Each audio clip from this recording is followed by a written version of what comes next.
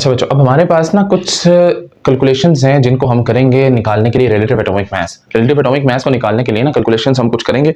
अब ये कैलकुलेशंस जो है ना, इनके जरिए भी हम रिलेटिव एटॉमिक मास को निकाल सकते हैं। पहले हमने क्या देखा है कि हम कार्बन 12 से रिलेट करके रिलेटिव एटॉमिक मास को निकालते हैं, बट इस दफा हम कुछ कैलकुलेशंस करेंगे जिनके जरिए से हम रिलेटिव एटॉमिक मास को निकालेंगे। और वो कैलकुलेशंस कैसे होंगी कि हम देखेंगे आइसोटॉप्स को। बच्चों आइसोटॉप्स आपने पढ़े, अच्छे से पढ़ें। आपको पता है कि जब भी कोई भी कंपाउंड या कोई भी हम एलिमेंट जो है उसको दुनिया में जब खोजते हैं और निकालते हैं, तो जब वो हमारे पास आता है तो वो बिल्कुल भी प्योर अमाउंट में नहीं होता। उसमें अगर हाइड्रोजन है तो हाइड्रोजन के कुछ आइसोटॉप्स भी होंगे उसके साथ, मतलब कि एक ही एलिमेंट के कुछ एटम्स होंगे जो कि डिफरेंट एटॉमिक मैसेज रखते होंगे, क्योंकि due to number of neutrons जो है उनके चेंज होंगे। अब उसमें अबंडेंसेस आ जाती हैं, कुछ जो होते हैं वो ज्यादा प्रेजेंट होते हैं, कुछ जो होते हैं वो कम प्रेजेंट होते हैं। तो हम इसी अबंडेंस को देखते हुए कुछ जो है यहाँ पर न्यूमेरिकल्स हैं उनको सॉल्व करेंगे, कुछ सॉल्यूशंस करते हैं। तो देखें आप लोग जरा, हमारे पास सबसे पहले बच्चों आता है एलिमेंट एक, कोई भी एलिमेंट है, जैसे कि मैं ले लेता हूं यहां पर सबसे पहले हमारे पास बच्चों सबसे पहले यहां पर आप देखें फार्मूला, कि जो हम फार्मूला यूज करेंगे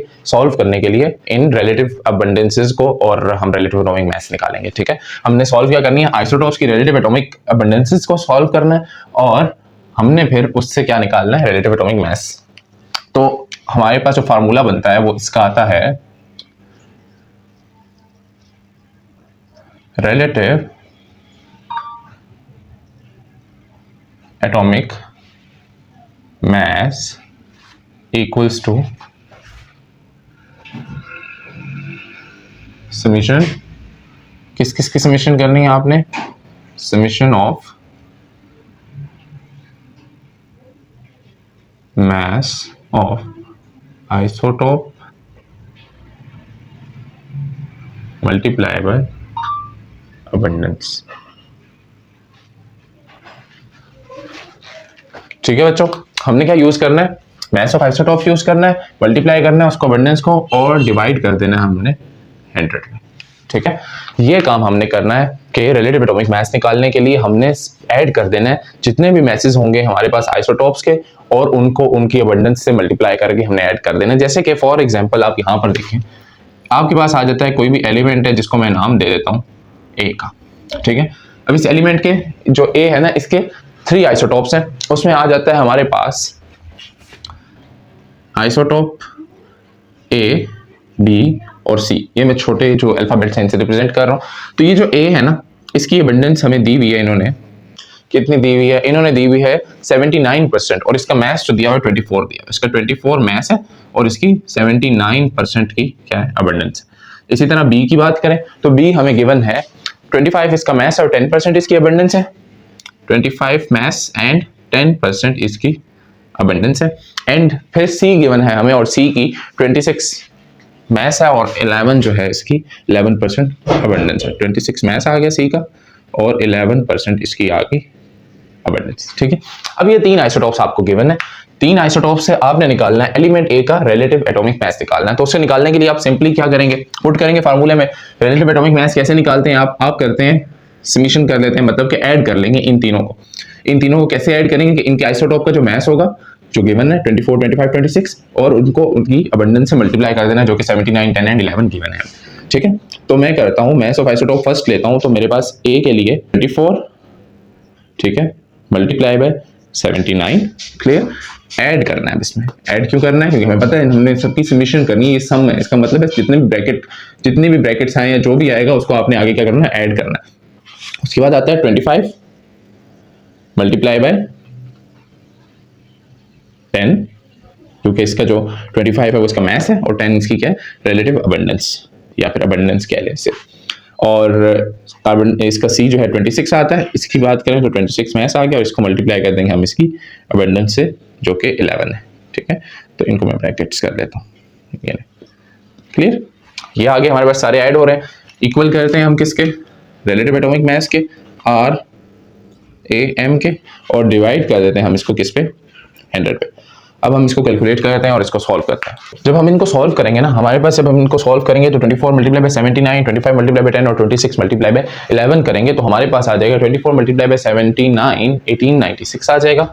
यहाँ पर 1896 ऐड करेंगे, ऐड में क्या आ रहा है हमारे पास, 1896 और 250 एंड 286। 250 आ रहा है हमारे पास इन दोनों का 25 मल्टीप्लाई बाय 10 और 260 आ रहा है हमारे पास किसका 260 260 286 286 आ रहा है किसका हमारे पास 26 मल्टीप्लाई बाय 11 का। डिवाइड क्या हो रहा था ये किस पे 100 पे डिवाइड हो रहा है। ठीक है, तो जब इनको सबको ऐड करके 100 पे डिवाइड करेंगे तो हमारे पास आएगा 2432 डिवाइडेड बाय 100 इक्वल्स टू 24.32। ये आ गया बच्चों हमारे पास एटॉमिक मास। कौन सा एटॉमिक मास आ गया हमारे पास, ये आ गया relative atomic mass of which atom of this element A. ठीक है, ये जो एलिमेंट ए है ना इसका हमने रिलेटिव एटॉमिक मास निकाला है। कैसे निकाला है, इसके आइसोटॉप्स की अबंडेंस को कैलकुलेट करते हुए। ठीक है, बहुत इजी है इसको निकालना। अब इसमें से कॉन्सेप्चुअल क्वेश्चन किस किस्म का बनता है बच्चों कि आपको यहाँ पर रिलेटिव एटॉमिक मास गिवन हो, जैसे कि ये जो 24 है ना इसको मैं यहाँ से इरेज करता हूँ। ठीक है, कुछ क्वेश्चन को ट्रिकी करते हैं हल्का सा। तो अब आपके पास मैं आपको दे देता हूं गिवन दे देता हूं कि 24.32 आपके पास एलिमेंट ए का क्या है रिलेटिव एटॉमिक मास है। ठीक है, आपने क्या करना है, आपने कैलकुलेट करना है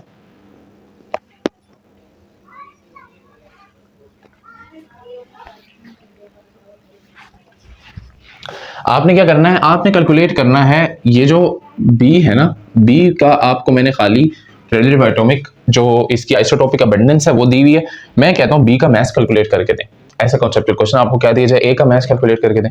आपको ये कह सकते हैं आप इनकी अबंडेंस कैलकुलेट करके दें। तो उसके लिए फिर आपने कैसे करना है, आपने ऐसे करना है कि सिंपली फार्मूला आपके सामने। अब आप क्या करते हैं, इसी के लिए एक जनरल फार्मूला आपको मैं बना के बताता हूँ। उसके लिए आप सबसे पहले इनको नाम दे दें।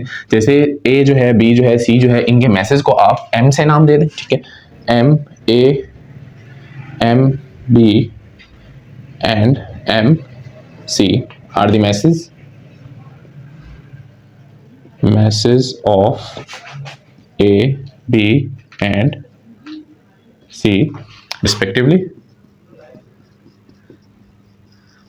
ठीक है, फिर आ जाता है आपके पास, आप सेकंड काम क्या करें कि इनकी परसेंटेज को भी नाम दे दें, जैसे कि PA, PB and PC are the percentages of A, B and C respectively। ठीक है, अब आपके पास ये चीजें आ गई, आपको पता है कि M A, M B, M C are masses हैं और P A, P B, P C ये आपके पास क्या परसेंटेजेस हैं। तो अब आप इसके लिए क्या कर सकते हैं, इजीली एक ऐसा फार्मूला ड्राइव कर सकते हैं कि जिसमें आपको सिर्फ वैल्यू का पता हो, आप उसमें वैल्यू पुट करेंगे और आप वैल्यूज रीअरेंज करके आप आंसर निकाल लेंगे। अब इसके लिए फार्मूला बनाता हूं। तो relative atomic mass R A M किसके इक्वल है, आपके पास इस फार्मूले के मुताबिक एम ए पी ए, ठीक है, plus M B P B plus M C P C divided by 100। अब ये एम ए, एम बी और एम सी क्या इनके मैसेज हैं जो कि मल्टीप्लाई हो रहे हैं उनकी परसेंटेजेस से। ठीक है, और डिवाइड हो रहे हैं किस पे 100 पे। अब इसको रीअरेंज करते हैं, जो जो ऐड हो रहे हैं वो आके इधर क्या हो जाएंगे, माइनस हो जाएंगे, सब्ट्रैक्ट हो जाएंगे। तो आर ए एम में से सब्ट्रैक्ट हो रहा है, हमने क्या फाइंड करना है, हमने बी का फाइंड करना है ना। तो एम ए और एम सी जो है इनको हम सब्ट्रैक्ट करते हैं, M A P A minus M C P C. ठीक हो गया, ये सब्ट्रैक्ट हो गया इसमें से, और 100 जो है वो आके यहाँ पर क्या हो जाएगा, मल्टीप्लाई हो जाएगा। तो आर ए एम से हम क्या कर देते हैं, 100 को मल्टीप्लाई कर देते हैं। ठीक है, और डिवाइड कर देते हैं इसको किस पे, इसको हम डिवाइड करते हैं जो हमारे पास बच गया इसमें से पी बी को भी इधर लाएंगे क्योंकि परसेंटेज गिवन है, वो इधर मल्टीप्लाई हो रहा था, इधर आके डिवाइड हो जाएगा। और यहाँ पर क्या बचेगी, जो चीज़ बचेगी वो है एम बी। अब हम easily mass of B calculate कर सकते हैं बाय यूजिंग दिस फार्मूला। ठीक है, बस आपने क्या करना है, रिलेटिव एटॉमिक मास। बच्चों रिलेटिव एटॉमिक मास को मैं तो आर ए एम लिख रहा हूँ ना, मैं अपने लिए यूज करता हूँ तो इसको इजीली, तो आप लोग इसको ए आर बी लिख सकते हैं। ठीक है, ये ए आर जो है ना ये यूज किया जा सकता है as a relative atomic mass. ठीक है, तो आपने क्या करना है, 100 को लाके रिलेटिव एटॉमिक मास से मल्टीप्लाई कर देना और बाकी जो ऐड हो रहे हैं उनको सब्ट्रैक्ट कर देना यहाँ पर, और जिसको आपने एज अ फंक्शन यूज करना होगा जिससे आपने वैल्यू जिसकी निकालनी होगी तो उसके साथ जो मल्टीप्लाई हो रहा है उसको डिवाइड कर देंगे और उसको वहां पर छोड़ देंगे। यहाँ पर मैं परसेंटेज भी छोड़ सकता था, इसको आके डिवाइड कर देता, तो जो मल्टीप्लाई हो रहा है वो जाके डिवाइड हो जाएगा, जो ऐड हो रहा है वो सब्ट्रैक्ट हो जाएगा। तो ऐसी सूरत में आपके पास एक फार्मूला अरेंज हो गया। इस फार्मूले में वैल्यूज पुट करें, सिंपली वैल्यूज पुट करें। तो मैं वैल्यूज पुट करता हूं 100 के साथ, क्या है हमारे पास रिलेटिव एटॉमिक मास 24.32।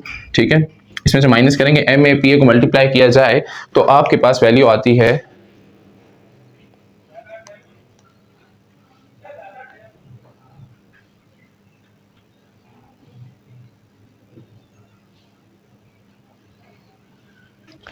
MAPA को मल्टीप्लाई किया जाए तो आपके पास वैल्यू आती है 1896 माइनस MCPC को मल्टीप्लाई किया जाए तो आपके पास आता है 286। ठीक है, इसमें डिवाइड हो रहा है, क्या डिवाइड हो रहा है हमारे पास, PB डिवाइड हो रहा है। PB क्या है हमारे पास, B की परसेंटेज 10 है, 10 आ गया नीचे, एंड इक्वल्स टू आपके पास आ जाएगा MB के। अब जब आप इसको सॉल्व करेंगे इस सारे को तो आपके पास जो आंसर आएगा वो आएगा आपके पास MB इक्वल्स टू 25, ये 25 आंसर आएगा। तो ये था बच्चों आपके पास, इसको हमने सॉल्व किया, अब हमारे पास आ गया इसका मैथ्स आ गया। अब आप इसको और भी इसमें यूज कर सकते हैं, आप सॉल्व करने के लिए अपनी प्रैक्टिस के लिए आप जरूरी कीजिएगा प्रैक्टिस, क्योंकि ये अक्सर पूछा जाता है सवाल किसमें, पेपर्स में बहुत आता होता है, तो आप लोग इस पर अपनी अच्छी सी ग्रिप बनाइएगा। ठीक है।